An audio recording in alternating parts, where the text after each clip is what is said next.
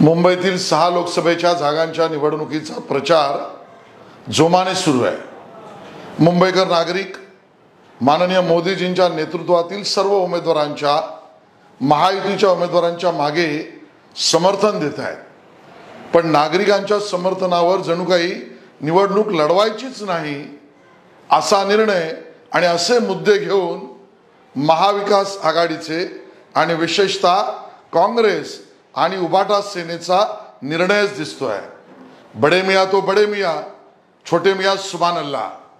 काँग्रेसच्या नेत्यांनी या लोकसभेमध्ये मतं मिळवण्यासाठी कसाबची जणू बाजू घेतली आणि आमचे शूरवीर पोलीस अधिकारी कसाबच्या गोळीने मारलेच गेले नाहीत, कसाबने गोळीबार केलाच नाही, ही पाकिस्तान धार्जिनी आतंकवादाच्या समर्थनाची भूमिका घेतली तुष्टीकरणासाठी, मतं मिळवण्यासाठी।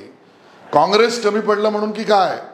आता उबाटा शिवसेना, उद्धवजी तुम्हाला सवाल आहे, तुम्ही तर काँग्रेसच्याही वर गेलात, काँग्रेसने कसाबचं समर्थन केलं, तुम्ही तर बॉम्ब ब्लास्ट मधले आरोपी असलेला त्या ठिकाणी बाबा चव्हाण, इक्बाल मुसा, ज्याला दोष सिद्ध झालाय, शिक्षा झाली आहे, मुंबईकरांचा ज्याने जीव घेतलाय हे न्यायालयाने सांगितलंय, अशा व्यक्तीची मदत घेऊन तुमचे उमेदवार मतदारांसमोर जात आहेत।